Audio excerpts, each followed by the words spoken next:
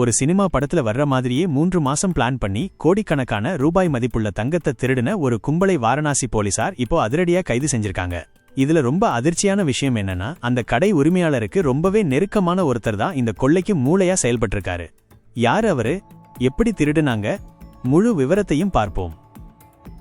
உத்தரப்பிரதேச மாநிலம் வாரணாசியில் இருக்கிற ஒரு பிரபலமான நகைக்கடையில தான் இந்த கொள்ளை நடந்திருக்கு. கடை மூடி கிடந்த நேரத்துல உள்ள புகுந்த கொள்ளையர்கள் அங்கிருந்த கோடிக்கணக்கான தங்க நகைகளை அள்ளிட்டு போயிருக்காங்க. போலீசாருக்கு ஒரு பெரிய சவால் என்னன்னா, கடையோட கதவு உடைக்கப்படல, ஆனா உள்ள இருந்த நகை மட்டும் மாயமாகி இருந்துச்சு. போலீசார் சிசிடிவி ஆய்வு செஞ்சப்போதான் ஒரு உண்மை தெரிய வந்தது. அந்த கடை உரிமையாளரோட வீட்டை பார்த்துக்கிற கேர்டேக்கர் தான் இந்த கொள்ளை கும்பலோட தலைவன். இவரு கடந்த 3 மாசமா இந்த கொள்ளைக்கு பிளான் பண்ணிருக்காரு. ஒருமுறை பார்ட்டி பண்ற மாதிரி நடிச்சு உரிமையாளரோட சாவியை எடுத்து அதுக்கு ஒரு நகல் சாவி டூப்ளிகேட் கீ தயாரிச்சிருக்காரு. திருட்டு நடந்த அன்னைக்கு உள்ளே நுழைஞ்ச கும்பல் நகைகளை எடுத்ததுக்கு அப்புறமா போலீஸை திசை திருப்ப ஒரு நாடகத்தை போட்டிருக்காங்க. யாரோ வெளியாட்கள் கடையை உடைச்சு உள்ள வந்தது மாதிரி காட்டணும்னு அங்கிருந்த கண்ணாடி கதவுகளை அடிச்சு உடைச்சிட்டு போயிருக்காங்க.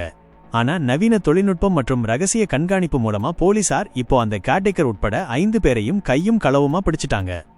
திருடின நகைகள் அனைத்தையும் போலீசார் இப்போ மீட்டிருக்காங்க. நமக்கே நெருக்கமானவங்க கிட்டேயே நாம எவ்வளோ ஜாக்கிரதையா இருக்கணுங்கிறதுக்கு இந்த சம்பவமே ஒரு பெரிய உதாரணம். இது போன்ற பரபரப்பான கிரைம் செய்திகளை உடனுக்குடன் தெரிஞ்சுக்க நம்ம RTV நியூஸ் தமிழ் சேனலை சப்ஸ்கிரைப் பண்ணுங்க. உங்க கருத்துக்களை கமெண்ட்ல சொல்லுங்க.